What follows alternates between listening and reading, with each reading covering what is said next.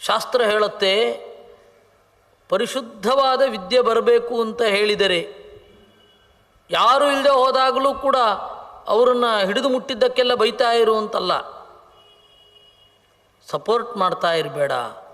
ಅತ್ಯಂತ ಕೆಟ್ಟದ್ದನ್ನು ಮಾಡುವವರಿಗೆ ಸಪೋರ್ಟ್ ಮಾಡಬೇಡ, ಅವರನ್ನು ವಿರೋಧಿಸದೆ ಹೋದರೂ ಸಪೋರ್ಟ್ ಮಾಡಬೇಡ.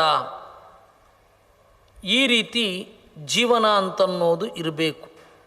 ಗೃಹೇಶು ಏತಾಂ ಕರ್ತವ್ಯಂ ತಾಂಚೃಣಶ್ವ ನೃಪೋತ್ತಮ. ಇನ್ನು ಗೃಹಸ್ಥಾಶ್ರಮದ ಕರ್ಮ ಕ್ರಿಯೆಗಳ ಬಗ್ಗೆ ನಾನು ಹೇಳ್ತೇನೆ. ಸ್ವಕರ್ಮ ಸುರತಾಯೇ ವೈ ತಥಾ ವೇದೇಶು ಯೇ ರತಾಃ ಯಜ್ಞೇಷು ಚಾಪಿ ರಾಜೇಂದ್ರ ಯೇ ಚ ಶ್ರದ್ಧಾ ಸಮಶ್ರಿತಾಃ ಬ್ರಹ್ಮಚರ್ಯ ಹರೇರ್ಭೈಕ್ಷಂ ಗೃಹೇಭ್ಯ ಪ್ರಯತೋನ್ವಹಂ. ಗೃಹದ ಕರ್ತವ್ಯ ಏನು ಅಂತ ಹೇಳಿದರೆ, ಗೃಹಸ್ಥಾಶ್ರಮಿಯ ಕರ್ತವ್ಯ ತನ್ನ ಕ್ರಿಯೆಗಳನ್ನು ತಪ್ಪದೇ ಮಾಡಬೇಕು. ತನ್ನ ಕರ್ತವ್ಯಗಳನ್ನು ಅಂದರೆ ಅತಿಥಿಗಳನ್ನು ಆದರದಿಂದ ಸೇವಿಸೋದು, ಮನೆಗೆ ಊಟಕ್ಕೆ ಬಂದವರನ್ನು ಅವಮಾನಿಸದೇ ಇರೋದು, ಇವುಗಳೆಲ್ಲ ಇರಬೇಕು. ಇನ್ನು ಈ ತರಹದ ಗೃಹಸ್ಥರಿಂದ ಮಾತ್ರ ಬ್ರಹ್ಮಚಾರಿ ಆಹರೇದ್ ಭೈಕ್ಷ್ಯಂ, ಬ್ರಹ್ಮಚರ್ಯದಲ್ಲಿರುವವ ಭೈಕ್ಷ್ಯಂ ಭಿಕ್ಷೆಯನ್ನು ಈ ಥರದವರಿಂದ ಸ್ವೀಕಾರ ಮಾಡಬೇಕು, ಅಂಥವರಿಗೆ ಇವನು ಕೊಡಬೇಕು. ನನ್ನದು ಅನ್ನೋದು ಏನೂ ಇಲ್ಲ ಅನ್ನುವ ಭಾವನೆ ಬರಲಿಕ್ಕಾಗಿ ಬ್ರಹ್ಮಚರ್ಯದಲ್ಲಿ ತೊಡಗಿರುವವನಿಗೆ ಭಿಕ್ಷೆಯನ್ನು ಬೇಡಲಿಕ್ಕೆ ಹೇಳ್ತಾ ಇದ್ದರು. ಇದು ನನ್ನದೇನೂ ಅಲ್ಲ. ಹಿರಿಯರು ಮಾಡಿಟ್ಟ ಪ್ರತಿಯೊಂದು ವ್ಯವಸ್ಥೆಯಲ್ಲಿಯೂ ಈ ಒಂದು ಭಾವನೆ ಅದಿರಬೇಕು. ಅದು ಅಶ್ವಮೇಧದಿಂದ ಶುರು ಮಾಡಿಕೊಂಡು ಈ ಅದರ ಪುಟ್ಟ ಮಾಡಲು ಒಂದು ಪರ್ಯಾಯ, ಅಲ್ಲಿಯ ತನಕ ನಮ್ಮ ಕರ್ತವ್ಯವನ್ನು ಮಾಡೋದು, ಆಮೇಲೆ ನಮ್ಮದಲ್ಲ ಇದು ಅಂತ ಹೇಳಿ ಇನ್ನೊಬ್ಬರಿಗೆ ವಹಿಸಿಕೊಟ್ಟು ಬೇರೆ ಹೊರಡ್ತಾ ಇರೋದು. ರಾಜ್ಯವೂ ಹೀಗೆ ಇತ್ತು ಒಂದು ಕಾಲದಲ್ಲಿ. ಒಬ್ಬ ರಾಜ ಚೆನ್ನಾಗಿ ರಾಜ್ಯಭಾರ ಮಾಡಿ ಅಶ್ವಮೇಧಾದಿ ಯಾಗಗಳನ್ನು ಮಾಡಿ ಎಲ್ಲವನ್ನು ತೊರೆದು ತನ್ನ ಮಗನಿಗೆ ಪಟ್ಟ ಕಟ್ಟಿ ಹೊರಟು ಹೋಗ್ತಾ ಇದ್ದ. ಇವತ್ತು ಅದನ್ನು ಎಕ್ಸ್ಪೆಕ್ಟ್ ಕೂಡ ಮಾಡಲಿಕ್ಕಲ್ಲ. ಹಾಗಿದೆ ಅಂತ ಕೂಡ, ಹಾಗೊಂದು ಇದೆ ಅಂತನ್ನೋದೇ ತಿಳಿಯದ ಹಾಗಾಗಿದೆ. ಅದರಿಂದ ಇದೆಲ್ಲವೂ ಕೂಡ ವೇದಾಧ್ಯಯನಕ್ಕೆ ಪೋಷಕವಾಗಿ ಇರಬೇಕು. ಸರಿ, ಎಲ್ಲ ತಪ್ಪುಗಳನ್ನು ಮಾಡಿದರೆ ಏನೇನಾಗ್ತಾನೆ ಅಂತ ಹೇಳಿ ಈ ಪುರಾಣಗಳಲ್ಲಿ ವಿವರ ಇದೆ. ಏನೇನು ಮಾಡಿದ್ರೆ ಏನೇನಾಗ್ತಾನೆ. ಪರಿವಾದಾತ್, ಬೇರೊಬ್ಬರನ್ನು ಯಾವಾಗಲೂ ಬೈತಾನೇ ಇದ್ದರೆ ಅವನಿಗೆ ಯಾವ ಗತಿ ಆಗತ್ತೆ ಇತ್ಯಾದಿಗಳೆಲ್ಲ ಹೇಳಿದ್ದಾರೆ. ಅಂದರೆ ಅದೇ ಆಗ್ತಾರೆ ಅಂತಲ್ಲ, ಹಾಗಾಗಬಹುದು. ಹಾಗಾಗದೆ ಅದಕ್ಕಿಂತ ಘೋರವಾದ ಶಿಕ್ಷೆಯೂ ಬರಬಹುದು. ಆ ರೀತಿ ಅದನ್ನು ಬೇರೆ ಕಡೆಯಿಂದ ನೀವು ಕೇಳಿಯೇ ಇರ್ತೀರ. ಈ ಸಮಸ್ಯೆ ಏನಾಗಿದೆ ಅಂತ ಹೇಳಿದರೆ, ಭವಿಷ್ಯ ಪುರಾಣದಲ್ಲಿ 3 ಪರ್ವ ಇದೆ. ಸುಮಾರು 3 ತರಹದ ಸಂಸ್ಕಾರಗಳು, ಎಡಿಷನ್ 3 ತರಹದ 3 ಸಂಸ್ಥೆಗಳಿಂದ ಪ್ರಿಂಟ್ ಆಗಿದೆ. ಒಂದು ರಾಯಲ್ ಏಷ್ಯಾಟಿಕ್ ಲೈಬ್ರರಿ ಕೋಲ್ಕತ್ತಾದಿಂದ ಪ್ರಿಂಟ್ ಆಗಿದೆ. ಆಮೇಲೆ ನಾಗ್ ಪಬ್ಲಿಕೇಶನ್ನಿಂದ ಪ್ರಿಂಟ್ ಆಗಿದೆ. ಹಾಗೆ ಇನ್ನು 2-3 ಕಡೆಯಿಂದ ಪ್ರಿಂಟ್ ಆಗಿದೆ. ಅದರಲ್ಲಿ ಕೆಲವೊಂದು ಇದೆ, ಕೆಲವೊಂದು ಇರಲ್ಲ. ಯಾವುದೋ ಒಂದಿರುತ್ತೆ, ಯಾವುದೋ ಒಂದಿರಲ್ಲ. ಹೀಗೆ 3 ಸಂಸ್ಕಾರಗಳಲ್ಲಿ ಯಾವುದು ಸಾಮಾನ್ಯವಾಗಿದೆ, ಯಾವುದು ಬೇರೆ ಶಾಸ್ತ್ರಗಳಿಗೂ ಸಂವಾದವಾಗಿದೆ, ಯಾವುದು ಬೇರೆಯ ವೇದ ಮಂತ್ರಗಳಿಗೂ ಕೂಡ ಸಂವಾದಿಯಾಗಿ ವ್ಯಾಖ್ಯಾನ ರೂಪವಾಗಿದೆ, ಅದನ್ನು ನಾನು ತೆಗೆದುಕೊಂಡು ಹೇಳಿದ್ದು. ಯಾವುದಕ್ಕೆ ಸಂವಾದವೇ ಇಲ್ಲ, ಯಾವುದು ಅತ್ಯಂತ ಅಸಂಗತ ಪ್ರಕ್ಷೇಪ ಅಂತ ಹೇಳಿ ಸ್ಫುಟವಾಗಿ ಗೊತ್ತಾಗತ್ತೆ, ಅದು ಯಾವುದನ್ನು ನಾನು ಮಾತನಾಡಲಿಕ್ಕೆ ಹೋಗಲಿಲ್ಲ. ಕಾರಣ ಏನು ಅಂತಂದರೆ ಅದರಲ್ಲಿ ಏನೇನೋ ಬಂದಿದೆ ನೋಡಿ. ಅದಕ್ಕೆ ಕೆಲವೊಂದು ಉದಾಹರಣೆಗಳನ್ನು ಹೇಳ್ತೇನೆ. ಜನ ಪುರಾಣದಲ್ಲಿ ಬಂದರೆ ನಂಬ್ತಾರೆ ಅಂತ ಹೇಳಿ ಕೆಲವರು ತಮಗನ್ಸಿದ್ದನ್ನೆಲ್ಲ ಪುರಾಣದಲ್ಲಿ ಸೇರಿಸಿಬಿಟ್ರು. ಇದು ಸಮಸ್ಯೆ ಆಯಿತು ಬಹಳ. ಭವಿಷ್ಯೋತ್ತರ ಪುರಾಣದಲ್ಲಿ ಎಲ್ಲಕ್ಕಿಂತ ಹೆಚ್ಚು ಪ್ರಕ್ಷೇಪ. ಬೇರೆ ಪುರಾಣಗಳಲ್ಲಿ ಇಂಟರ್ಪೊಲೇಟ್ ಹೇಗೆ ಮಾಡಿದ್ದಾರೆ ಅನ್ನೋದು ಗೊತ್ತಾಗ್ಬಿಡತ್ತೆ. ಭವಿಷ್ಯೋತ್ತರ ಪುರಾಣದಲ್ಲಿ ಅದೂ ಗೊತ್ತಾಗೋದಿಲ್ಲ. ಡೆಲ್ಲಿಯ ಅರಸೊತ್ತಿಗೆಯ ಅಲ್ಲಿ ನಡೆದ ಒಳಗ ಜಗಳಗಳು, ಕಾದಾಟಗಳು ಎಲ್ಲ ಬರುತ್ತೆ. ಅಲಂ ಶಾನ ಕಣ್ಣು ಚುಚ್ಚಿದ, ಅವನು ಹೀಗೆ ಬಂದ, ಹಾಗೆ ಬಂದ, ಎಲ್ಲ ಆ ಸಂಸ್ಕೃತ ಶ್ಲೋಕಗಳ ಬಂಧವೂ ಕೂಡ ಚೆನ್ನಾಗಿಲ್ಲ. ಆಮೇಲೆ ನಿಮಗೆ ಒಂದು ಕಥೆ ಬರುತ್ತೆ. ಶಂಕರಾಚಾರ್ಯರನ್ನು ರಾಮಾನುಜಾಚಾರ್ಯರು ಸೋಲಿಸಿದರು, ರಾಮಾನುಜಾಚಾರ್ಯರನ್ನು ಮಧ್ವಾಚಾರ್ಯರು ಸೋಲಿಸಿದರು, ಮಧ್ವಾಚಾರ್ಯರನ್ನು ಚೈತನ್ಯ ಮಹಾಪ್ರಭುಗಳು ಸೋಲಿಸಿದರು. ಅಂದರೆ ಇದು ಸೇರಿಸಿದವರ ಪ್ರಕಾರ ಎಲ್ಲರೂ ಸಮಕಾಲೀನರು ಅಂತ ಅಂದ್ಕೊಂಡ್ಬಿಟ್ಟಿದ್ದಾರೆ. ವಸ್ತುತಃ ಒಬ್ಬ ಆಚಾರ್ಯರಿಂದ ಇನ್ನೊಬ್ಬ ಆಚಾರ್ಯರಿಗೆ ಕನಿಷ್ಠ ಪಕ್ಷ 100 ವರ್ಷ ಡಿಫ್ರೆನ್ಸ್ ಇದೆ. ಕನಿಷ್ಠ ಪಕ್ಷ ನಾ ಹೇಳ್ತಾ ಇರೋದು. ಅದು ಯಾವುದನ್ನು ಗಮನಕ್ಕೆ ತಂದುಕೊಂಡಿಲ್ಲ ಅವರು. ತಲೆಗೆ ತೋಚಿದ್ದನ್ನೆಲ್ಲ ಬರೆದು ಬಿಟ್ಟಿದ್ದಾರೆ. ಅಲ್ಲಾವುದ್ದೀನ್ ಖಿಲ್ಜಿ, ವಿಕ್ಟೋರಿಯಾ ರಾಣಿ ಎಲ್ಲ ಬಂದ್ಬಿಟ್ಟಿದೆ. ಇದನ್ನು ನಾವು ಹೇಗೆ ಧೈರ್ಯವಾಗಿ ಹೇಳೋದು? ಇದಲ್ಲದೆ ಈ 3-4 ಪ್ರತಿಗಳಲ್ಲಿ ಸೇರದ ಇನ್ಯಾವುದ್ಯಾವುದೋ ಭವಿಷ್ಯೋತ್ತರ ಪುರಾಣ ಅಂತನ್ನೋದು ಏನೇನೋ ಹೇಳ್ತಾ ಇರೋದು. ಈ ಎಲ್ಲ ಅವ್ಯವಸ್ಥೆಗಳು.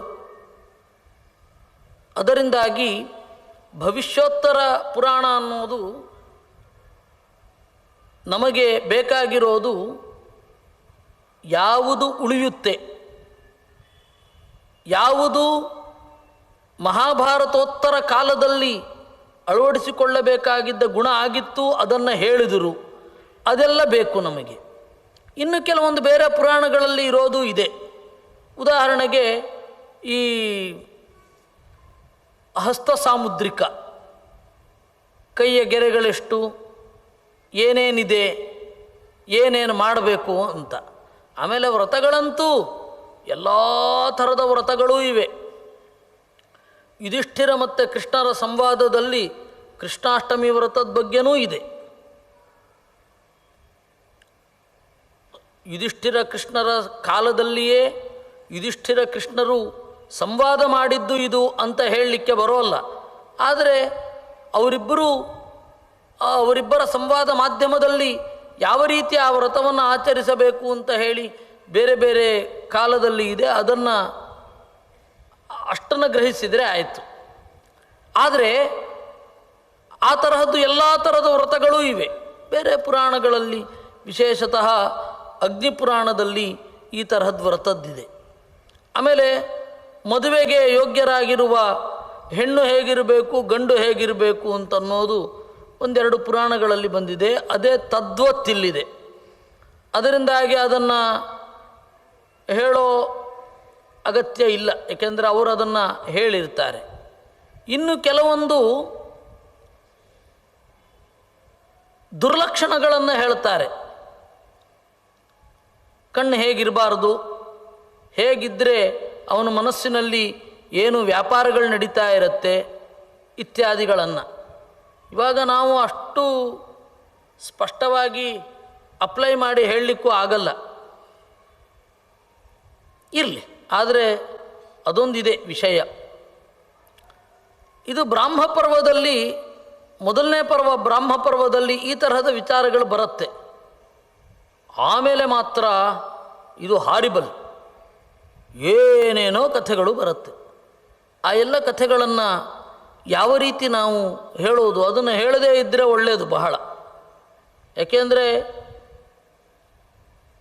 ಇದರ ಶುದ್ಧ ಪಾಠವನ್ನು ನಾನು ಉಪನ್ಯಾಸದ ಆರಂಭದಲ್ಲಿಯೇ ಹೇಳಿದೆ, ಒಂದು ಇಡೀ ಜನ್ಮ ಒಂದು ಪುರಾಣವನ್ನು ಶುದ್ಧೀಕರಿಸಲಿಕ್ಕೆ ಬೇಕು. ಒಂದು ಇಡೀ ಜನ್ಮ. ಅವನು ಬೇರೆ ಏನು ಕೆಲಸವೇ ಇಲ್ಲ, ಬೇರೆ ಯಾವುದನ್ನು ಎಡಿಟ್ ಮಾಡಲಿಕ್ಕಾಗಲ್ಲ, ಬೇರೆ ಯಾವುದನ್ನು ಚಿಂತನೆ ಮಾಡಲಿಕ್ಕಾಗೋದಿಲ್ಲ. ಆ ತರಹ ಬೇರೆ ಬೇರೆ ಪುರಾಣಗಳನ್ನಾದರೂ ಸರಿಸುಮಾರಾಗಿ ಹೀಗಿದೆ ಅಂತ ಚಿಂತನೆ ಮಾಡಬಹುದು. ಏಕೆಂದರೆ ಭಾಗವತ ನಮಗೆ 90% ಶುದ್ಧ ಪಾಠ ಸಿಗತ್ತೆ. ಆಚಾರ್ಯರ ಬೆನ್ನತ್ತಿ ಹೋದರೆ ಇನ್ನೊಂದು 7-8% ಸಿಗತ್ತೆ. ಅದು ಮೊದಲು ಸುಮಾರು 50% ಮಾತ್ರ ಶುದ್ಧ ಪಾಠ ಸಿಗ್ತಾಯಿತ್ತು ಒಂದು ಕಾಲದಲ್ಲಿ. ಅದು ನಿರಂತರವಾಗಿ ಇಲ್ಲ, ಇದು ಹೀಗಿರಬೇಕು ಅಂತ ಹೇಳಿ ವ್ಯಾಖ್ಯಾನಗಳಿಂದ ನೋಡಿಕೊಂಡು, ಯುಕ್ತಿಗಳನ್ನು ಉಪಯೋಗಿಸಿಕೊಂಡು, ಹಳೆಯ ತಾಡವಾಲೆಗಳನ್ನು ಚಿಂತನೆ ಮಾಡಿಕೊಂಡು, ಎಲ್ಲ ರೀತಿಯ ಸರ್ವಮೂಲಗಳ ಬೇರೆ ಬೇರೆ ಮಾತುಗಳನ್ನು ನೋಡಿಕೊಂಡು ಅದಕ್ಕೆ ಇಲ್ಲಿ ಜೋಡಿಸಿ ಅದನ್ನು ಮಾಡಿದ್ದಾಯಿತು. ಈಗ ಒಂದು 90 ಅಂತ ಇಟ್ಕೊಳ್ಬೋದು, 90ರಿಂದ 95. ವಿಷ್ಣು ಪುರಾಣ ಅಂತೂ ಸರಿ, ಮತ್ಸ್ಯ, ಕೂರ್ಮ, ವಾಮನ ಸರಿ. ಆದರೆ ಇನ್ನು ಕೆಲವು ಪುರಾಣಗಳಿದೆ, ಏನು ಮಾಡಿದ್ರೂ ಅದನ್ನು ಸರಿ ಮಾಡಲಿಕ್ಕಾಗೋದಿಲ್ಲ. ಆ ಪರಿಸ್ಥಿತಿಯಲ್ಲಿ ನಾವಿದ್ದೇವೆ. ನಮ್ಮದೇ ಜನರ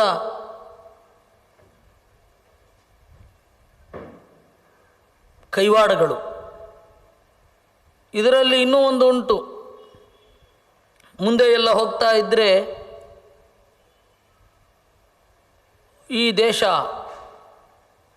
ಈ ದೇಶವನ್ನು ಇಂಗ್ಲೆಂಡದವರು ಆಕ್ರಮಣ ಮಾಡ್ತಾರೆ. ಅವರು ಚೈತ್ರ ವೈಶಾಖ ಮೊದಲಾದವುಗಳನ್ನು ಜನವರಿ ಫರ್ವರಿ ಅಂತ ಹೇಳಿ ಕರೀಲಿಕ್ಕೆ ಶುರು ಮಾಡ್ತಾರೆ ಅಂತ. ಅವನು ಏನಾದರೂ ಸೇರಿಸಿದವನು ದಕ್ಷಿಣದವನಾಗಿದ್ದಿದ್ರೆ ಜನವರಿ ಫೆಬ್ರವರಿ ಅಂತ ಹೇಳ್ತಾ ಇದ್ದ. ಇವನು ಯಾವನೋ ಉತ್ತರದವನು ಸೇರಿಸಿದ್ದು, ಅವನಿಗೆ ಜನವರಿ ಫರ್ವರಿ ಅಂತನವನು. ಈ ತರಹದ ಗೊತ್ತಾಗಿಬಿಡುತ್ತೆ. ಆಮೇಲೆ ಸಪ್ತಮ್ಯಾಯಾಮ್ ತಿಥೌ ಅಂತ ಒಂದು ಕಡೆ ಪ್ರಯೋಗ ಇದೆ. ಸಪ್ತಮ್ಯಾಮ್ ಸಂಸ್ಕೃತದಲ್ಲಿ ಸಹಜವಾಗಿ ಸಪ್ತಮ್ಯಾಮ್ ಅಂತ ಆಗತ್ತೆ, ಸಪ್ತಮ್ಯಾಯಾಮ್ ಅಂತಾಗಲ್ಲ. ಇವರು ಆ ತರಹದ್ದೆಲ್ಲ ಉಂಟು. ಇದನ್ನು ನಾವು ಹೇಗೆ ಭರವಸೆ ಇಡೋದು? ಇದಮಿತ್ತಮ್ ಅಂತ ಹೇಳಿ